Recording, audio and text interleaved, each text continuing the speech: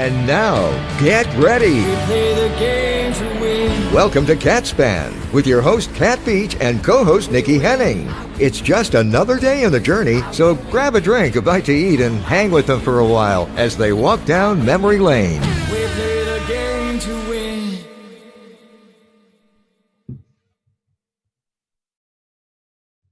And we're live. Hey, you guys, welcome back. We're so excited to be here again. And I very rarely give the shout out to CatSpan, and Nikki's always reminded me. So I'm going to let Nikki give the shout out because I just don't. I'm just kidding. That was my way of getting back at her. So CatSpan is a way of me going back through all of my friends and colleagues and people in my life that I honor and respect, and I'm glad to have them on the show. And so you can follow us and subscribe at CatSpan Live on YouTube. Yes. Subscribe. There we go. I did it. I feel so much better now. I'm not really good at self-promotion that way, but we're going to do this. High five? Okay. So thank you for joining us. And we have somebody very special to me on today. And I won't get emotional about it, but I could get emotional about it because Lydia Adelaide is somebody I have known since she was a baby. And that's no joke, actually, as a baby. I remember her. Baby? Yeah, baby. Aww. Yeah, but wait a minute. Thank you for pointing that out. And I have watched her go through And now, get life and dig through to different elements. That this is an incredible joy for me to have her on and to share her life with you guys. And if you're on YouTube, feel free to ask any questions whatsoever.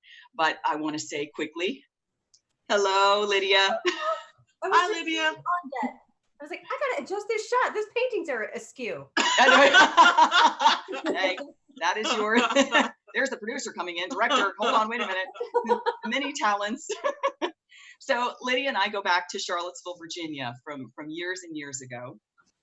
And she's in Charlottesville now, but she's traveled the globe. And I actually wanted to bring up one thing that I should have in pre-talked to you about, but I remember something really vividly, and I want you to tell the story about it. When you were, if you can remember it, and I think you can, this was back when I was babysitting you. And you were taking voice lessons. Please correct, who was the voice teacher? Elaine Brown. Elaine Brown, that's right. Incredible. And she wanted you to go audition for Les Mis in Washington. It was a cattle call. Do you remember that? Yeah. Yeah. Can you tell us a little bit about the story? Do you remember? Yes. That's one of the things that's seared pretty well in, like there's a lot of things from after that I've completely forgotten. But I remember that trip very well. There was I was 9 years old, I think, still at that point, right about to turn 10. Mm-hmm. My mom had picked out a cute little dress for me to wear. And there were about a couple hundred girls that auditioned because the point of it was they have a traveling production in each city. Combination of child labor laws and marketing needs. Yeah. A good idea to cast the children locally, So it draws a lot of attention. That's part of the deal. So yeah, it's a big cattle call. I was, I think, literally the only little girl that did not sing Part of Your World. Sorry. I didn't know that part of the story. Okay. Yeah, because this was right after The Little Mermaid came out. And I still wonder, is that why I got cast? Originality off the top, right? Oh, sick of it. Like when I came in, they said, "You're not going to sing the mermaid song, are you?" These sitting there for 6 hours listening to child after child sing, "Isn't it me?" Look at this stuff. Right. Stuff. What did you sing? Do you remember? I think Maybe from Annie. Oh, awesome. They were probably so thrilled. They're like, you are hot. Not only are you incredibly talented at that age, you may not remember this about yourself, Lydia, but I do.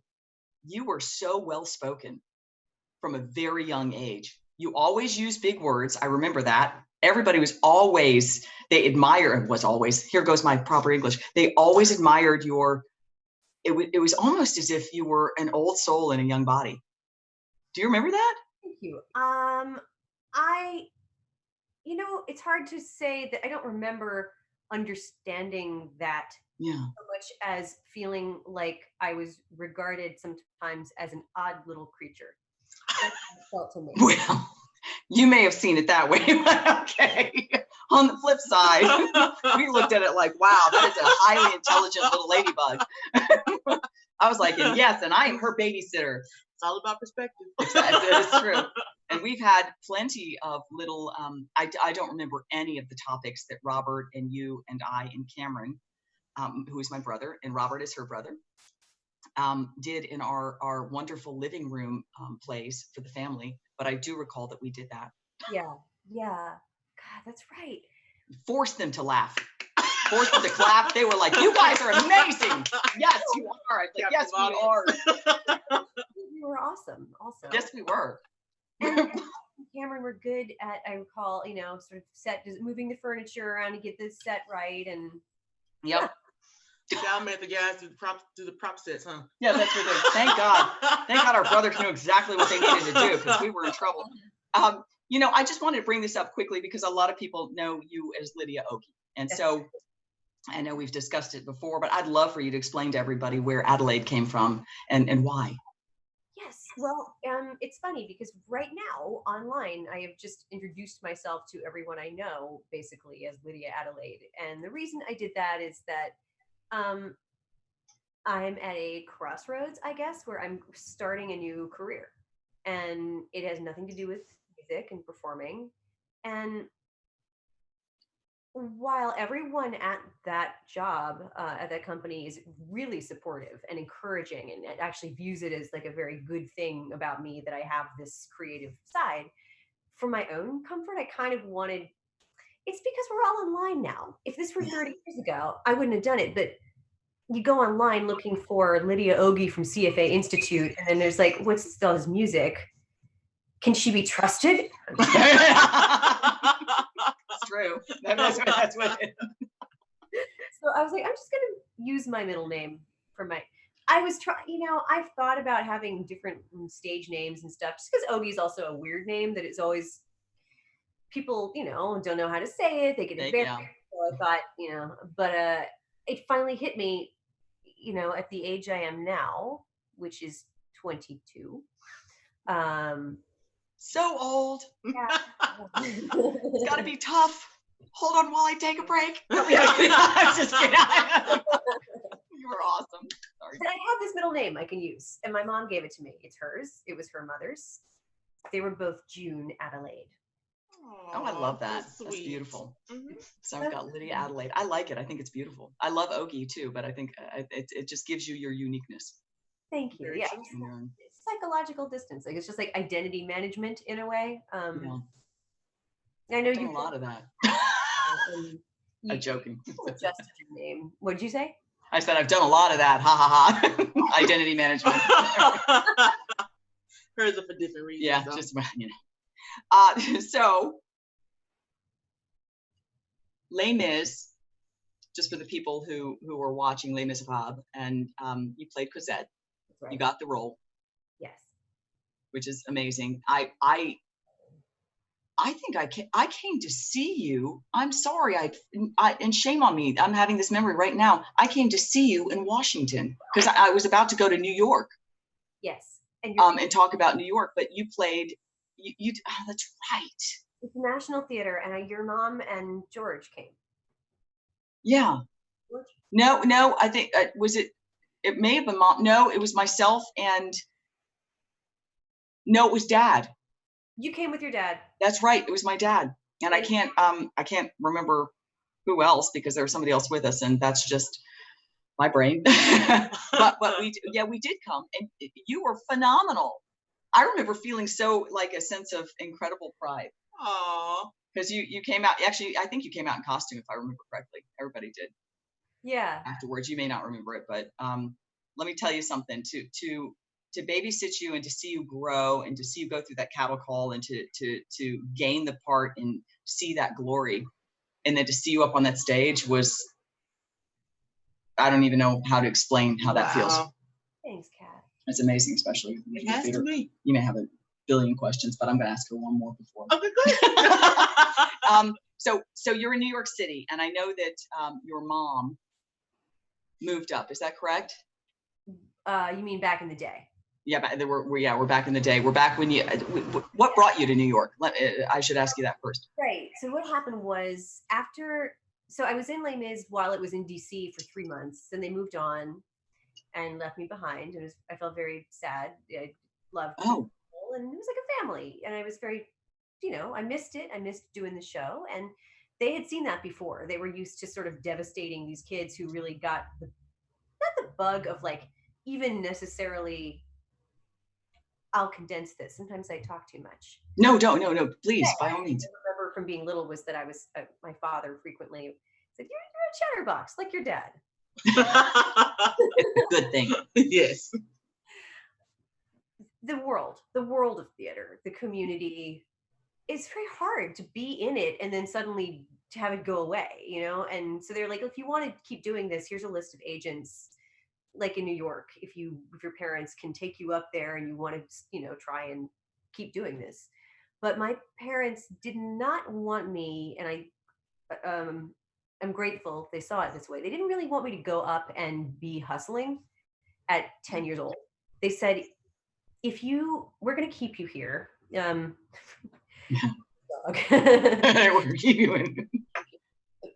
we'll take you up for auditions if something comes up, but we're not going to move. My mom could have done that, but we didn't. Yeah. Then about 2 months later, somebody in the New York cast of Les Mis got too tall, which is what happens to everyone. Oh. That, and they knew me and knew that I was lucky that I had a parent who could just up and leave her life and take me to New York. I mean, yeah, and she did. And so I went and I joined the Broadway cast. Didn't even have to audition again, I don't think. Yeah, it was, for me, it was very easy. My poor mom had to like get an apartment in New York, having never. Oh, wow.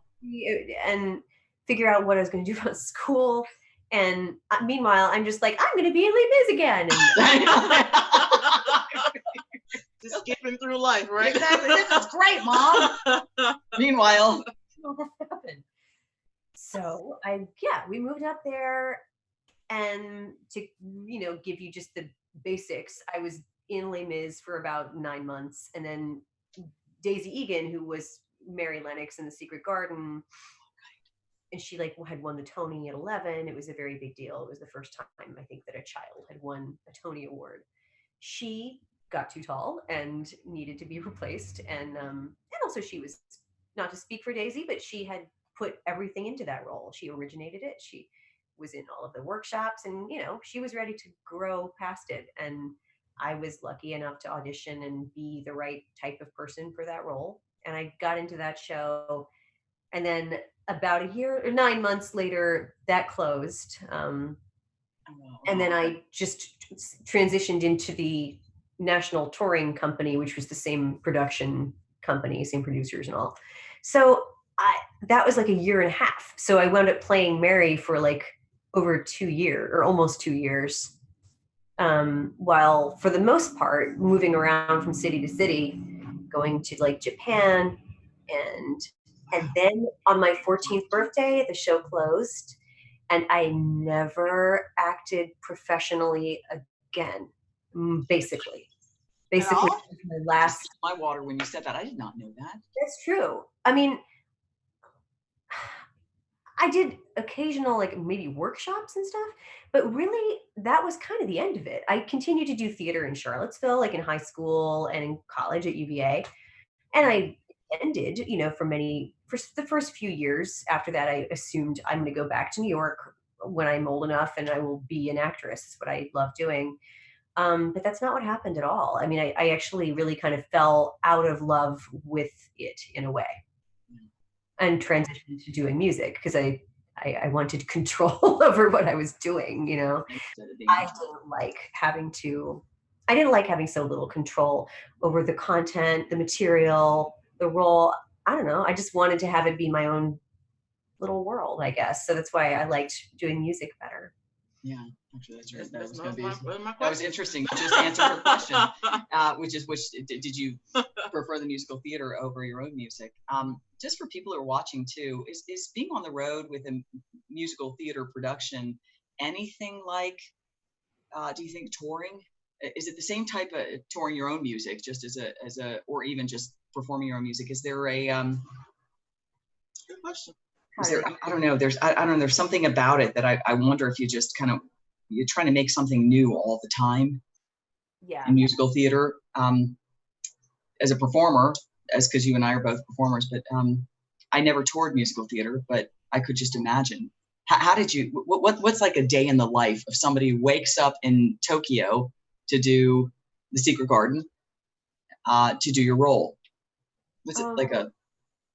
It's a well-timed question because I happened to kind of sit down and write about this recently, based on a conversation that people were having on Facebook about it. The thing that I was thinking about is the ritual. The more than anything else I've ever done, I think that was the most ritualistic time in my life. Not personally, but just by the nature of it. Every night you're doing the exact same show. During the show, and I know you asked me to start in the morning, I'm going to work. Yeah, but anywhere, yeah. The show itself, you have on stage, same thing every night. In the wings, backstage, dressing rooms, basically also a machine that always does the same thing.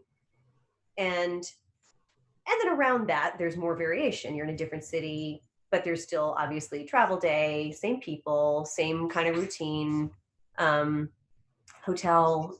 And the thing about it, like, the reason why I was thinking about it is because somebody who was involved in that world that I love very much, he was actually the person who was professionally entrusted with our safekeeping backstage. He was the guardian, Bobby Wilson. He's actually like the kind of landmark, like he's the first person really to make a career out of that. Yeah. So he's thought a lot about what is it like for kids in show business. And he said, the reason why it's hard for kids to be in a world like that and then come back home is that other people don't really have the perspective. How could you, to understand what you miss, what's hard to lose about it? It's not this. See, it's not the attention. It's not the money. You know, I mean, sure, somewhat, but I mean, really, it's the ritual. It's being with the same people, doing the same things every day and getting closer to them with each cycle, you know, and you make jokes, you develop private, you know, humor with each other to keep things fresh. And I can't, you know, think of any time in my life that compares to that. There's been a lot of wonderful things, and I loved being in a band, and we toured a little bit up and down the East Coast. But that just is like, sets itself up to be this like really surreal kind of almost spiritual bond that you have with people, you know? So Like a family. I would guesstimate more like a family. Yeah, I would say The that. fighting, the good, the bad, the ugly. and I was lucky. It was a really, really nice company. Everybody was well chosen, like just smart, nice, funny people who treated me like a peer to the extent that it was appropriate, you know, being in a show, and generally had my well-being like really close at heart. And I look back on that time, I'm like, God, I had like countless adults that I just adored caring about me and talking with me about life. And really, you're lucky if you have like one person like that, you know? Right? But yeah. It was pretty, I gotta say, pretty exceptional. Yeah. And touring in a band also was really fun. There's a lot of things that are different about it. But it isn't, for me, you know, it was much less, there was less of a production. It was just a few of us kind of tagging around and you know, we did it well, but there's not that like level of operations support around it that relieves you of the responsibility. We're just like, we're given our tickets, get on the bus, get on Yes, the I know. yeah, it's How old were you when you toured with the band? college. I was I was in a college band basically.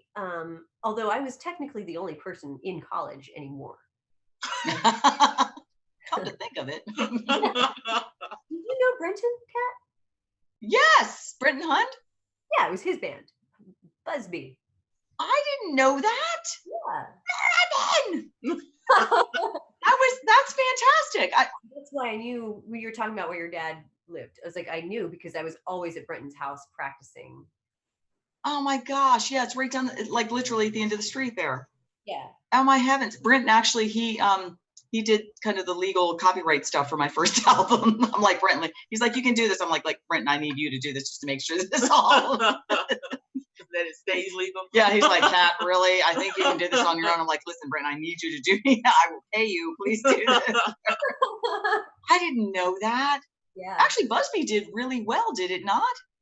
Brenton, I mean, as you can see, Brenton knows how to do things, and yeah, really did support, you know, a lot of, you know, again, like operational kind of, you know, issues that looking back, we were very lucky that Brenton, you know, provided that. I mean, he was good at like planning, and not all musicians necessarily have that skill. So very few. Yeah. You may not know, Brenton was in school with myself and Robert and I did Lydia. know. And we go way back when, and he had a band. I'm trying to think of whose wedding I was at that he sang. And it was at Farmington Country Club. Well, Kirsten Yarbrough. Oh. Kirsten Yarbrough, when she got married, we all went back and he sang. I don't know what it was, but he sang. Shame on me. Brenton, I hope you're not listening. But yeah, it was good times. I loved Kirsten Yarbrough. Not to get off on a tangent, but hi, Kirsten. I know if you don't listen now, we're gonna link you in. Do you know Kirsten has 2 wonderful kids? I was just up in Chicago, little ones, and we're not little, but they're little. I was in Chicago for a empowerment luncheon and had dinner with Kirsten, and she's just done so well too, and she's just so happy to be a mom and really thrilled. The last thing I knew for a fact that she was doing was PR for House of Blues, and that was a long time ago. A long time House ago. of Blues? House of Blues, yeah. Wow. Then she worked for who was the on TV host? It was before she went to work for Harpo for Oprah. She worked for. I did not know that she was working for Oprah. She did, yeah, she did. She worked for Harpo for a long time as a producer. Yeah. Wow. But beforehand, it was Jenny or Jennifer. No, it's not. I'm spacing on the name, but it was a person who she left because there was something that happened with one of the people who was on the show died. Do you know who I'm talking about? Oh yeah. Blonde hair lady. Yes. Jennifer Kelly. No. Is it sparking anything, Lydia? It's she talk show host from back in the day. In the 90s, she was really popular. Jenny Lee? Sally Jesse Raphael? No, but in that same time frame. She had blonde hair though. Okay. Anyways. Like on the show? I gotta know. It was she's now Google it. Oh, please. So hopefully Nikki's gonna Google it. But yeah, Kirsten did all of that. And Kirsten, just for everybody who's watching, Kirsten was also in musical theater and performed in Charlottesville, and also went to school for musical theater at I think it was University of Michigan. Or Northwest. Yeah, I think that's right. I might be wrong. Jones. Jenny Jones. Thank you. Jenny Jones. Yeah.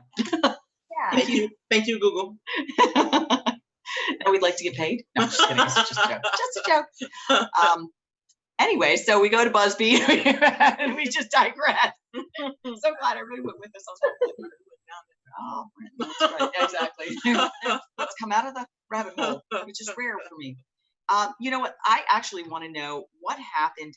I know you said it gave you a little more freedom, but what happened inside you emotionally that made you want to write your own music? Is there anything that happened that made you just kind of jump into or offered Yeah. that road? Well, It's a there's little different than musical theaters. I think that singing somebody else's script is one thing, and then coming up with your own oomph. well, there's two things. One, I always wrote songs, even when I was really little. So I'd always done it, but never thought of it as something that just was like, this is my little private thing I do. And then, um, my teenage years were like a lot of people's teenage years, not easy. And part of that was kind of coming to grips with the fact that an acting career came with as much rejection and disappointment as it does, and being in the spotlight when you don't want to be, um, to get a little negative for a little while. It was the hardest thing was that I just felt that everybody kind of had an impression of what I was and what I cared about because of the Broadway stuff. And I felt that there was a private person in me that didn't like that. I liked being able to enter a situation without a lot of preconceived notions. Um, I was resentful and sort of angry a lot at that age, and also grieving for the family that I had lost. And so I felt, it was a hard time, and that definitely fueled the songwriting. Pages full of very, very moody, self-piteous, teenage songs that I know nothing about that. I I Get it? So yeah, that and also just the empowerment of it, as you can imagine. Instead of being the center, being the talent, and only the talent, um, I liked holding a guitar. I liked having some control over the process other than just my body, which I would quickly add to that. The vulnerability that it takes to be an actor, I I'm not capable of that. Like people who can exist on those terms, like for a long time for a career, that takes so much strength. I didn't like it. I wanted to have more control. Yeah. And as much as I hate to say this, I'm kind of glad that happened in your mental spectrum because I love your music. And Me too. as you rolled into musical theater even further, it may have just captured you and thrown you in the trajectory. But I'm glad that you did your own music. And personally, as your friend, I'm glad you did because I think there's something really magical about writing your own songs, and in your case, producing, playing instruments, singing. You have a beautiful voice. You do have a beautiful voice. It's very spiritual and haunting, kind of. Yeah, actually, it does actually. Haunted. Hmm? I said I'm very spiritually haunted. That's actually really funny.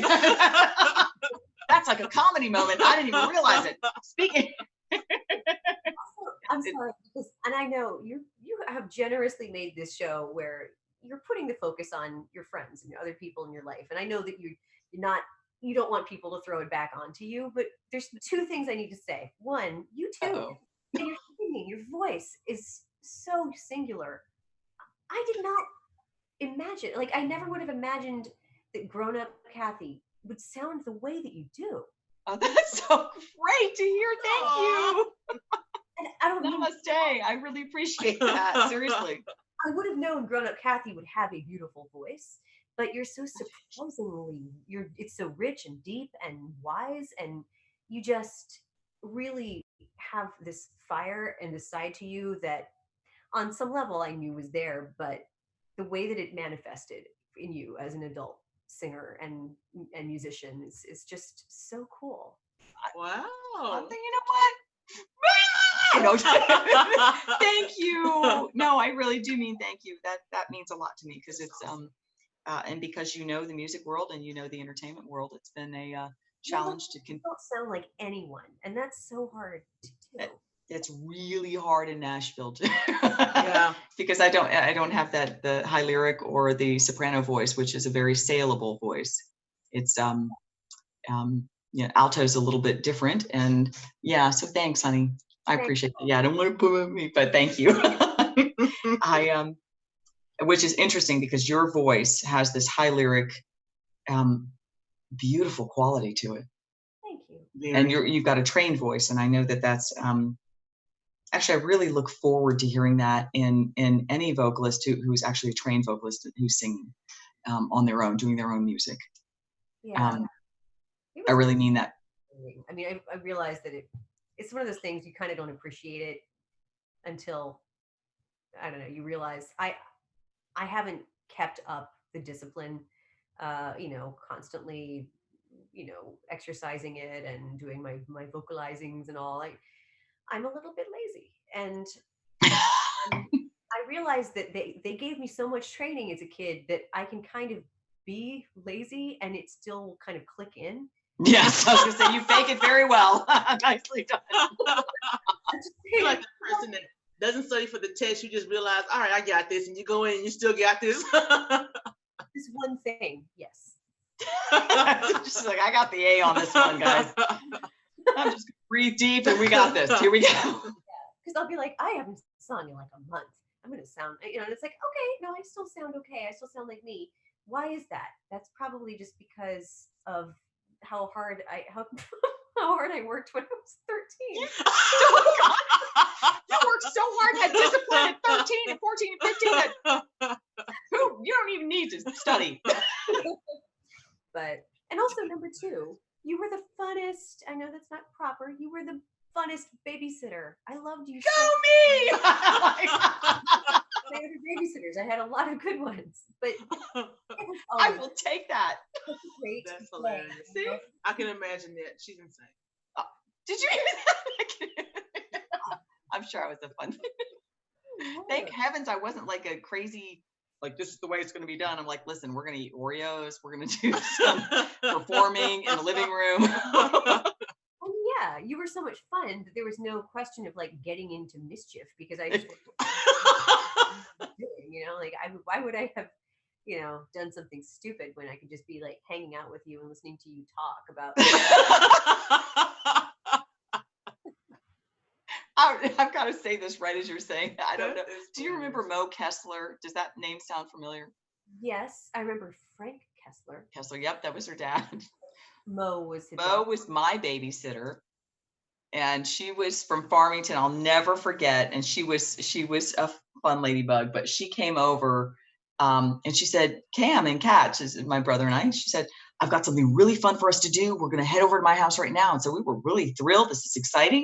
And she brought us to her house, and somebody had toilet papered her tree out front. And so our job, which is not fun, was to undo the toilet paper tree. I'm like, what is this about? It's fun. So she used y'all for She used child us. I'm like, aren't we supposed to be out singing somewhere? Oh my God. Anyways, that's just a little moment in time. That is hilarious. Right. So I remember seeing some photos of you in New York City singing, and I'm not sure, there were a couple places that you had put in your bio about it, but I also know that you had made the transition from New York to Los Angeles. What spurred that jump? Well, I had really thrown myself into a project for about 4 years that was like a duo called the Analogs. That was, what a twee name, looking back. It was my idea. I take full credit for that name. The Analogs. Anyway, sorry. Yeah, back in the day. Yes, that seemed like such a cool name at the time. And the music was amazing. I worked with a very, very talented, very disciplined jazz guitarist. And he basically wrote the music and I wrote the lyrics and sang. And we had a great time playing on the Lower East Side, Village, a little bit going up to like Nyack, up the, sort of Hudson, little coffee house at Hudson River, but mostly just in New York. And we worked so hard at it. And eventually it sort of came to its end, and it's, whatever, it's a long story, but it just, stopped being the thing that, that I wanted to be doing all the time. And I wanted to kind of start doing other kinds of musical projects than just that one.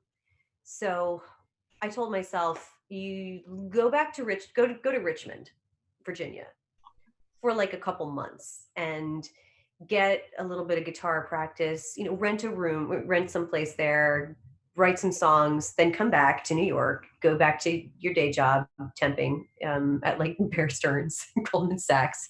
Very Oh, stressful. really? Yes. It was a Low stress, nothing that. Just go to your day, Yeah. Except, Yeah, looking back, I'm like, no wonder I was tired. okay. But I stayed in Richmond for like 2 years instead. I got a job down there and I started my own band that was the first time I was really playing guitar on stage with other musicians and kind of leading a band. It was not my strong suit. There were some really nice results and I had very talented people working with me that compensated for all of my sort of lack of experience leading a band, Yeah. So good. It's a challenge in the beginning, but yeah. Exactly. Yeah. Then I was going to go back to New York, but one of my best friends and music associates there, who grew up in New York City, had moved to Los Angeles kind of bi-coastally for a while, but then really settled there. And he said, don't go back to New York. You like Los Angeles. And I always like, Los Angeles, I'm such an East Coaster. I would never, they're all like fake tans and foods and, it's not me. But then I went there and like, it was like 10 minutes later, I'm like, yes, I'm moving here. All right, I'll be there. So I had to. It was so beautiful and different, and the people were so different. And, Oh yeah. I just thought this is a great new place to be. I just fell head over heels, honestly. I like California. I love. Truth be told, I visited. You like it, right? Yeah. Where were you? We actually went to Compton, actually. Oh, okay. I had family there. So. Yeah. Okay. Right. So that's southern, obviously, Southern California, closer to Los Angeles, right? And where were you when you were in Santa Monica? Okay. Let's see. So my first album was with I'm trying to think of, oh my heavens, it's right outside of Santa Monica, Marina Del Rey. Oh, okay. With Ned Albright, and I just love that. Santa Monica, Marina Del Rey, Venice Beach, Los Angeles, right downtown. Not really into that, but I also was a little farther south, Coronado Island for a piece of time. I just love California. I love the energy. I love the beach. I'm a water baby, so I love that just walking on the beach. I don't have to be sitting there in a suntan. I just want to be walking on it. If I feel about Destin. Yeah, that's true. But you guys love Destin that way. Love what? If there's ever in Destin, Florida. Oh, yeah. Oh, Yeah. Okay. I don't know. If there's ever an issue, and because I was in Miami for 17 years, if there was ever an issue, I would just go walk on the beach or sit on the beach and put my toes in the sand, and that just, I don't know, there's some sort of serenity. It helps ground you. Watching the waves come at you. It's a beautiful thing. Something more powerful than me. Not to say I'm powerful, I'm just saying. Oh yeah. Go for the comedy. Okay. So how many bands have you been in? Well, so Busby. When I was in college, it was just Busby.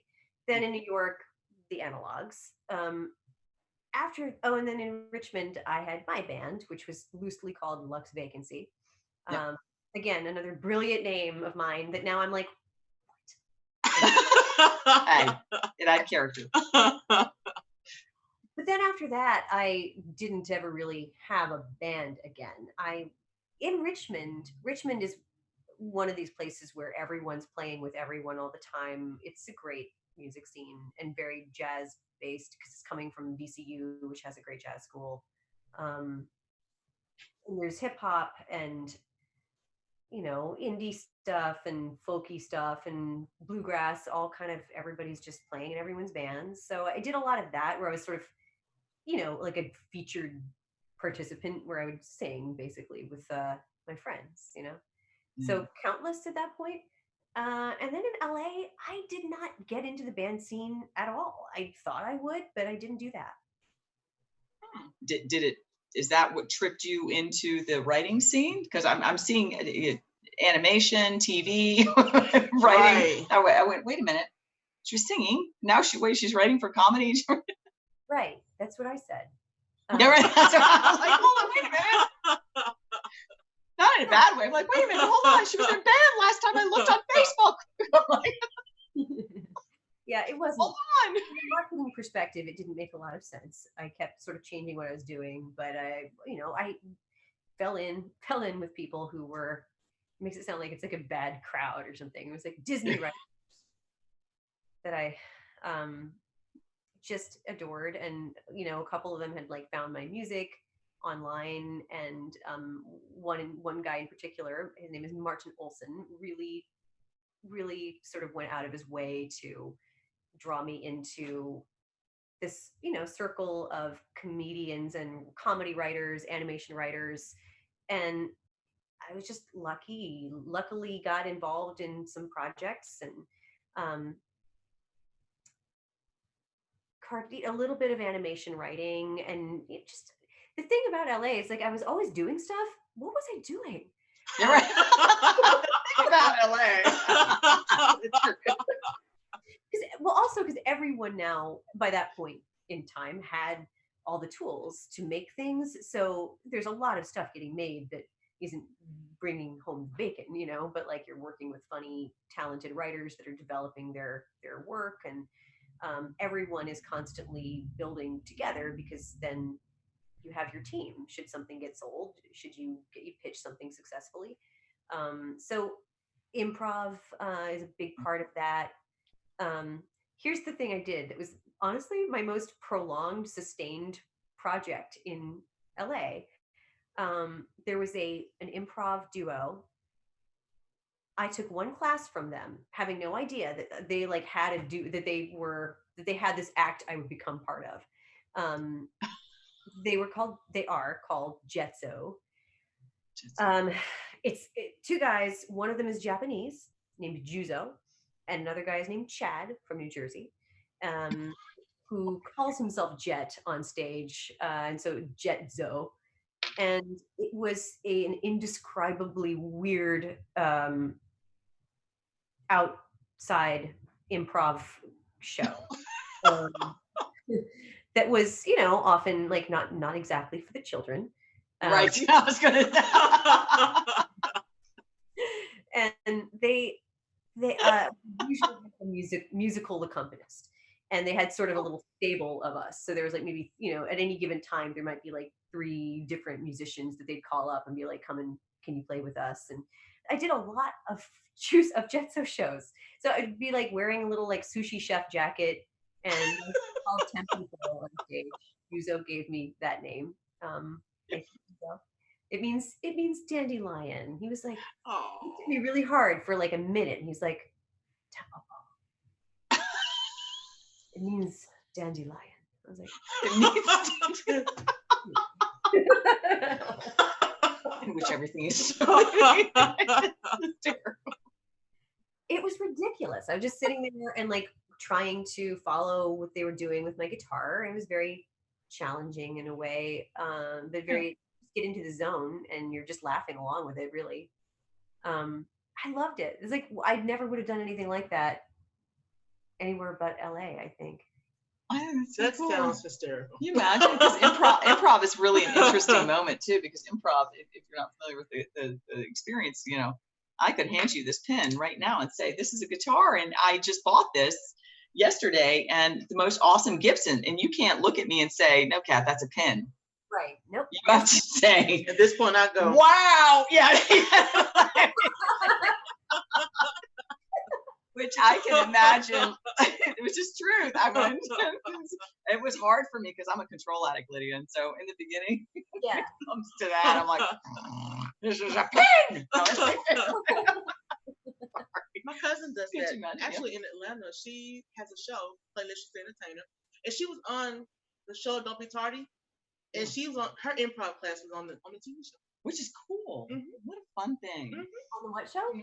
I like improv. I think it just allows you an opportunity to be completely insane. No, I mean an opportunity just really It just to does. roll from moment to moment, and everything that we have learned, we have to unlearn very quickly. That's And so I can imagine you were playing music, you were playing guitar for them. Yeah, honestly, my role in the improv world was usually playing guitar. And I would be kind of a character depending. Chad and I did a couple other things where we were like community college, like drama drama and music teachers to do like really serious improv, like drama improv, and like getting people from the audience to come up and it was all his persona. He was like Rolly, shoot, he's gonna kill me, I don't remember the full name. Oh no. Overblown, very dramatic guy, and I'm like the kind of humorless, like modern artsy music accompanist. Tangerine Lacroix. So That's awesome. yeah. So, but I almost always had the guitar. So that was like, I felt kind of safe. I'm like, I know what I'm doing with this. I can always just go back to strumming if I don't know what to say. There goes all of you. C chord. There it is. C chord. Go to G. Go to G. Mayday, mayday. We're going down. It's kind of like hitching this movie. It's like, if you don't know what you're doing, this is your comfort zone. Oh my lord. So how many instruments do you play? Really just guitar. The other thing I do is program music on my laptop. So Come on, you know you play a ukulele. no. I'm totally joking, but I saw your little video where you played it, and I almost peed myself. I'm sorry, I've never said that on camera before, but the Alaska Bitch one was, I saw that one, and then I saw, oops. But that's the name of it, isn't it? Alaska Bitch? Or Yeah. no? It's Yeah. totally Yes, it is. And there's another one where you're playing, you held the ukulele, but I held it.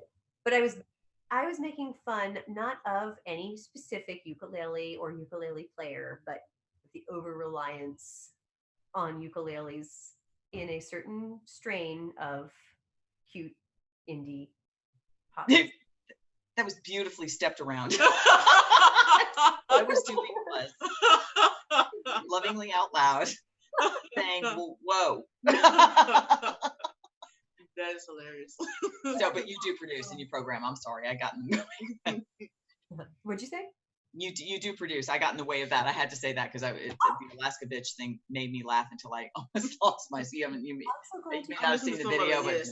I didn't see the video. that video is not the one with the ukulele. It's another one. But Okay. I watched them all, Lydia. It was ridiculous. I sat there for about 10, 20, actually it was 30 minutes. For watching them. Yeah, those were fun to do. But yeah, being there and getting involved in songwriting for other people's projects, pitching shows, and doing music for short cartoons and films and stuff like that, you kind of have to. It made more sense to stop practicing guitar so much and get better at producing a product in Logic. So and I went snowboarding. I went on a snowboarding trip with my boyfriend at the time, and I sprained my ankle and was sort of stuck in the cabin for like a week. And I had my laptop, and I was like, let's like do some music. And I had sort of a thing I wanted to get into, which was I got XM radio in my car out there, and I became sort of weirdly obsessed with the like easy listening station. I thought that was only us, but apparently Lydia's doing it too. Hey, Okay. don't tell my secrets. Because I don't know, there's no one else in my world that like wants to listen to that stuff. I am that in Margaritaville. Okay, yacht rock. Got it. Yeah, I cracked myself up. That's the truth. Because it's like really square music. It was like not the music of like the 60s, counterculture. It was like the square music that was all sort of like pop, and it's so a lot of it was made by like military people, like who came out of like being army band leaders, and then did these arrangements that are like, we will take a song by the Bee Gees and make it into a beautifully lush orchestral arrangement. And it's just, I've just learned something new today. Right? yeah. You know who else was military? Bob Ross, No. Who? Bob Ross. the painter The painter. on Still with the TV. fro. Yeah. Oh, yeah. Gotcha. I didn't know that. Like a drill sergeant. And he said he told himself he was in the Air Force, didn't fly, but he was basically sergeant at arms or something. So he said, I had to yell at people every day. And I told myself, as soon as I get out of this, I'm never going to raise my voice again. Wow. And then he, Nice. He's the most gentleman I've ever Yeah. known, besides Mr. Rogers. yeah. TV Yeah. constantly. They'll do with the I wrong. thought, yeah, I didn't. Is he still with us? I'm sorry. No, he Yeah. I thought he passed long ago. He did pass. Okay. just Yeah, making like sure. in the early 90s or something, very Yeah. young. Yeah. Anyway, the I point, didn't know he was military. I had Me like neither. I wanted to do. So I was like, I'm going to make some like my interpretation of cheesy elevator music, basically. And I got sort of in that week about 3 or 4 different songs kind of sketched out. No lyrics, I was just doing music. And my dog has busted into the room. Hello. Hello, Puppy Lou. And I spent like the next few months, doing like an album's worth of that music. And she has now exited the room. I didn't That's great. She's like, just checking on you, Mom. We'll make sure you're You've okay. been in here for a while, lady. She didn't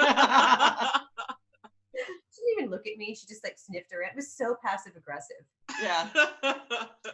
Lydia and her passive aggressive dog. That's funny. That's classic. And then I added vocals. I wrote lyrics and added vocals to most of them. After layering in different instruments, and I promised myself I wasn't going to buy anything I didn't already have. So all I had was Logic and all of the samples and plugins that came with it, which is something, that's a lot. But I didn't want to get any good plugins. I tried to work with what I had that was sort of cheesy and not that great, because I wanted to see what can I do with that. Yeah. And it's elevator music, so it's okay if it sounds a little like crappy. Yeah, right. Doesn't have to be perfect. Yeah. And then I just recorded those songs, the vocals for those songs at my friend's studio in Los Angeles, another New York transplant, actually. And that's how, so that's sort of my biggest music production endeavor ever, Yeah. Well, I love the Schoolhouse Rock parody. Thank you. That was That cool. was hilarious. That's what I wanted. Yeah. Yes, that was hilarious. The movie got made, but they would have had to animate a sequence for that, and it's just so expensive that the song got cut, Wow. But I wrote that with Martin Olson, the guy I mentioned before, who is an Emmy nominated best-selling author, Yeah. and just like weirdo extraordinaire. I mean, you wouldn't believe. I'll send you some links. Like Please does do. yeah. So he pulled me in on this movie that was being made or directed by Bobcat Goldthwait about Barry Crimmins, who was a stand-up comedian who really he became an activist when chat rooms started because of what was happening with children, and he had personal experience with the Catholic Church growing up in Boston. He was quick to see like this is going to be a disaster if people don't legislate. So Barry, this comedian, did this, and his friend Bobcat Goldthwait made the movie about him. And Martin was also from the Boston comedy scene, and I'd been writing some songs with him and the Disney people. So he and Dan Povenmire from Phineas and Ferb and I started that song together, and then they were busy, doing other things. And they're like, can you just finish this? And so I just sort of got to write out the whole thing. And I loved Schoolhouse Rock so much. And No. True. And I love Phineas and Ferb, so I really Yeah, enjoyed true. your Perry the Platypus song too. Thank you. Another thing that like got cut, but it doesn't like I got to do it, you know? Yeah, I was gonna say you got to experience it. You know, Yeah. speaking of that, you know what, Lydia, would you ever do film? You're absolutely lovely. You're beautiful. Your energy is lovely. You're incredible as a performer, even though you haven't performed it on stage. Would you think about being on film? Well, kind of, because one of my best friends, Grant Withington in Los Angeles, knew my music and put some of the songs from my album that just came out in a movie of his, and sent me the movie, and I fell in love with it. Like his directing style, his writing. So he and I we have some things that we're planning to do. And I'm going to go out there and we're going to do a little bit of stuff while I'm there, you know, very sort of like Tim Burton-y surreal comedy stuff. Yeah.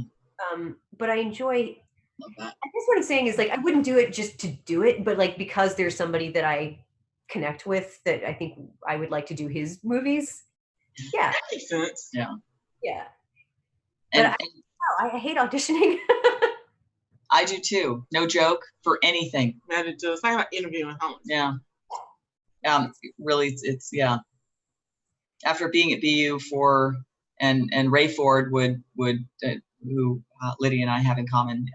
He was an incredible performer, but he was extraordinary. He was my lift up, but he knew that just being that raw all the time and having to audition all the time, you're really on. You're putting your heart on the line all the time.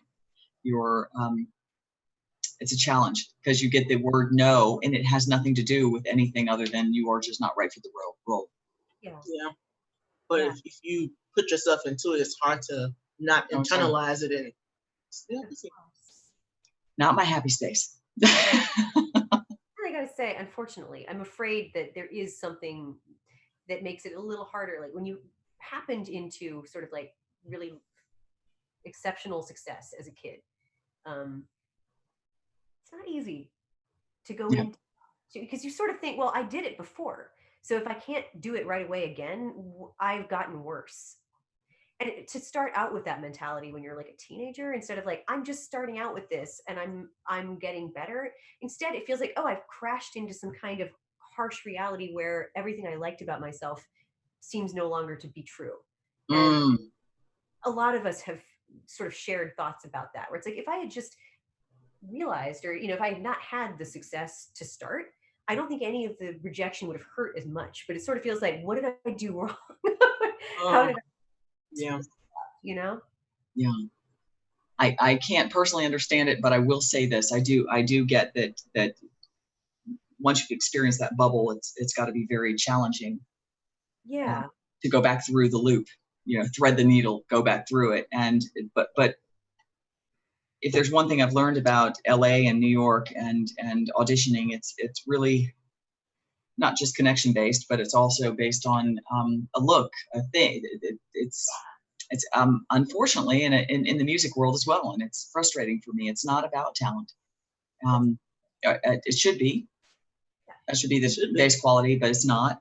Then there are a lot of different elements. So yeah. If you know, I'm actually stepping around it right now and saying that. But the reason I say that to you is because you're young and you're beautiful and you're extraordinarily talented.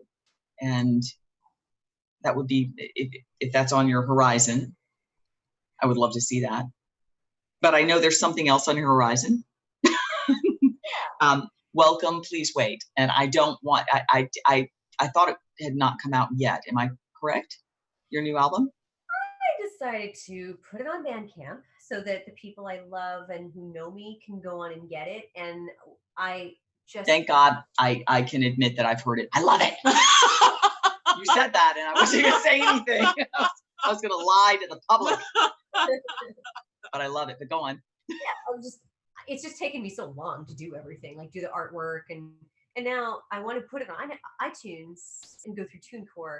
But I need to reformat all of the artwork to fit the iTunes PDF specifications. So I was like, Lydia, you're just going to be a year before, just put it on Bandcamp at least it's out there. And then like in September 1, that is my deadline for having TuneCore. Yeah. So but It's yeah, amazing. thank you. I can imagine. I can't wait to hear it. It's there are different elements, and I will tell everybody who's listening right now, it just, now that I can admit it, it took me to a different place. Your voice took me to a different place. Your lyrics took me to a different place. I can't tell you where that is, but I will tell you it was a different time and place. And I just sat and listened and had a glass of wine. And quite frankly, you are extraordinarily talented. And I like the fact that you don't live in the box. I can tell by your lyrics and by your music that you live out here. Here's our box, and you live out here. And whether you have to jump back in the box to live for a certain period of time for whatever purpose, your music and the experience that I felt when I listened to the album was just out here. I don't really know how else to say that. I'm sorry. But I loved it. I said I can't wait. Oh, thank you, and thanks. That means a lot, because I really did sort of detach from the idea of it being anything but to suit my own personal taste. That's the thing. Like as you've inferred, I'm not pursuing a career in music anymore. But it isn't because I don't love it. It's because for me, I want to be able to make it as weird and as me as I want, and to not have to think about who's going to want to bank on this, because I just got done with that, I guess. It's a shame. You can't have your cake and eat it too, I feel like. And, part of me sort of feels a little bit of sense of loss. It's like, oh, I just released this album and I'm not really marketing it. But the reason why I'm proud of it is because I've kind of went off. I cut out that part of it for me, Yes, I do know that. Yeah. Yes. Deeply, gutturally.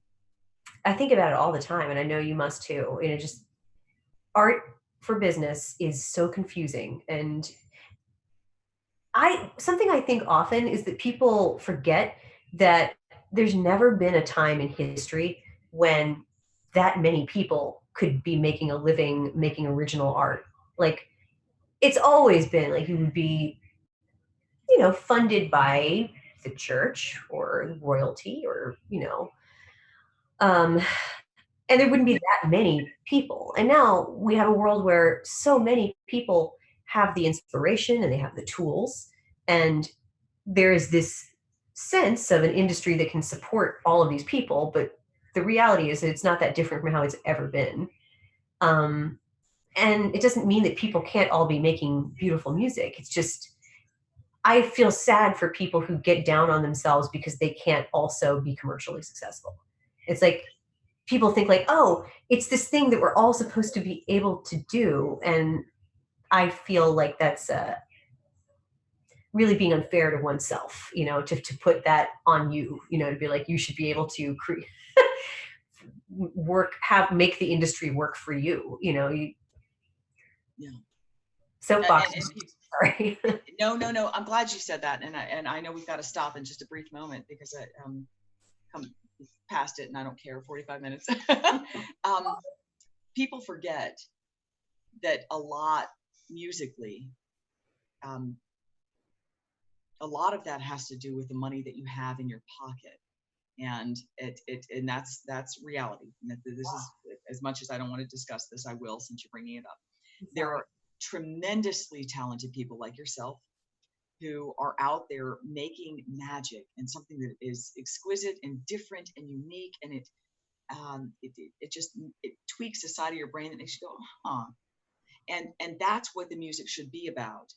But what's happened is people have bought their way into a certain part of, not all, but a large portion of people have bought themselves into a part of the industry, and I'm going to leave it at that.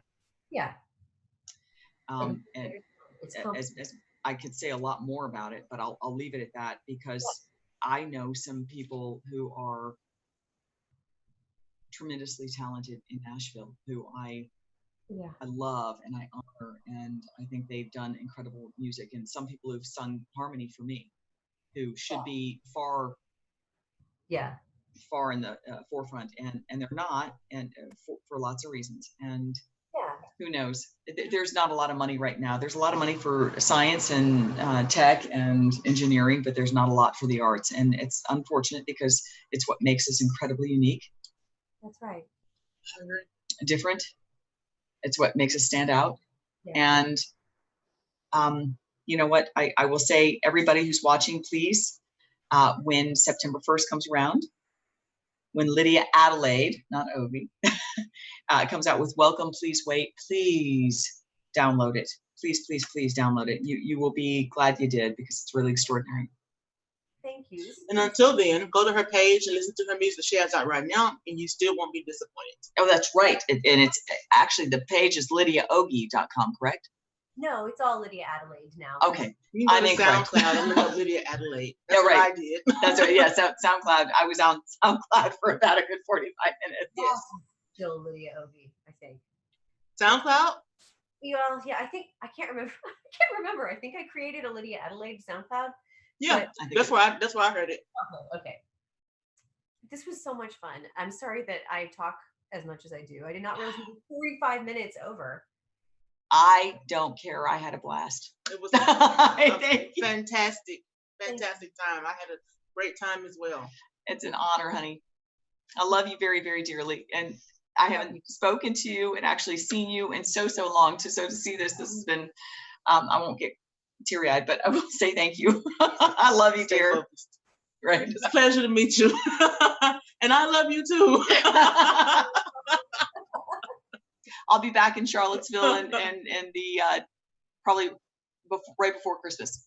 Awesome. Great. Okay. So now I know you're there, and I can't we're wait. gonna go out for a cocktail. I love you, sweetie, and all the success in the world. And I can't wait till the album comes out. Thank you. And Win, your song is amazing. Win. Oh, thank you. Isn't it awesome? I love it. Laptop and my passwords are messed up, so I couldn't pay for it. I'm gonna deal with that right now. And buy that. You crack me up. We play the game to win. That's it. We're all in it to win it. I told you why I wrote that song. I'm like, listen, for all those people who are ready to give up, don't give up. We're in it to win. Right. We can do this. Love you, sweetie. I love you too. Be well. Pleasure to meet you.